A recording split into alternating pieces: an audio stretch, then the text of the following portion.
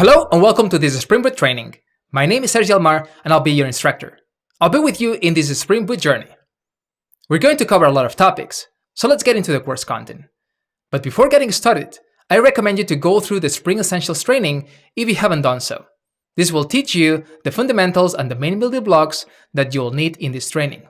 The Spring Boot training will demystify the Spring Boot magic and talk about other projects in the portfolio like Spring Data and Spring Security.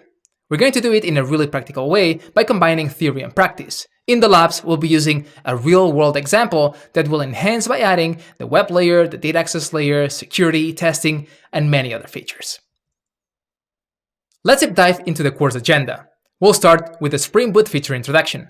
We'll talk about dependency management, auto configuration, packaging, testing, and many more. We'll try to demystify them all.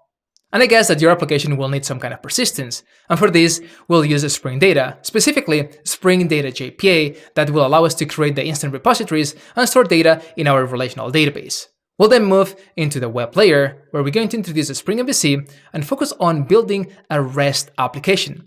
We'll see how to define or build the get, put, post, and delete methods, and also on the client side on how to consume those endpoints.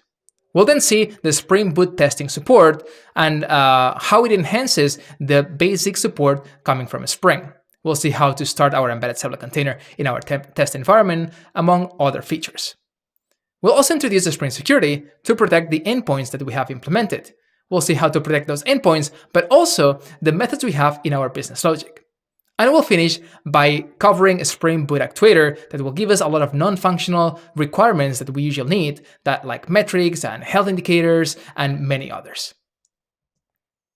Alright, let's talk about the relationship between Spring and VMware. Spring came out late 2003, early 2004, and there was a company called Interface 21 which was developing the framework. It was then rebranded to SpringSource, and this company was acquired in 2009 by VMware. VMware decided to create a spin-off called Pivotal, which was the new home of Spring. That was in 2013. In 2019, VMware acquired Pivotal, and Spring is now part of VMware. VMware is evolving the framework, and you'll see everything coming from VMware. Alright, so now we're ready to start with the course. I wish you good luck, and I'll see you in the next video.